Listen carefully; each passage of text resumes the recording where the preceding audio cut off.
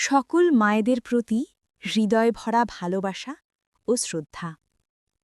প্রিয় পুরুষ, একবার মনে করুন বিয়ের শুরুতে আপনার স্ত্রীর সেই দেহ কত মসৃণ, দাগহীন আর কতটা সুন্দর ছিল, তাই না?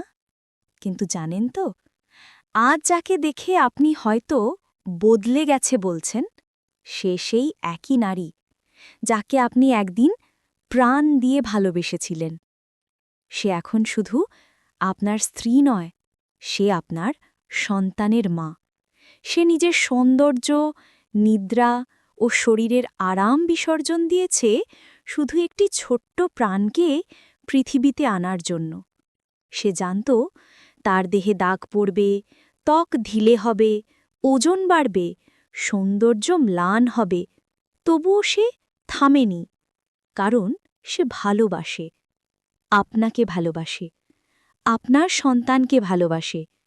তাই দয়া করে তার পেটের দাগকে কুৎসিত বলবেন না, তার মোটা হয়ে যাওয়াকে উপহাস করবেন না। সেই দাগের ভেতনেই লুকিয়ে আছে আপনার সন্তানের প্রথম হাসি, প্রথম স্পন্দন, প্রথম অস্তিত্ব। মনে রাখবেন, যে পেটটি আজ একটু ঢেউ খেলানো, সেই পেটেই আপনার সন্তান ৯ মাস ধরে নিরাপদে আশ্রয় নিয়েছিল।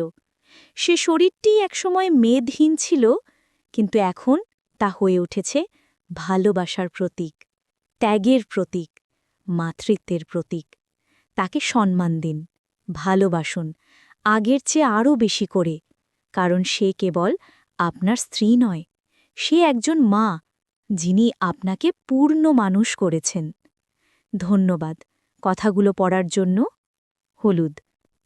কথাগুলো ভালো লাগলে সাবস্ক্রাইব করে পাশে থাকুন নতুন কোনো গল্পর জন্য।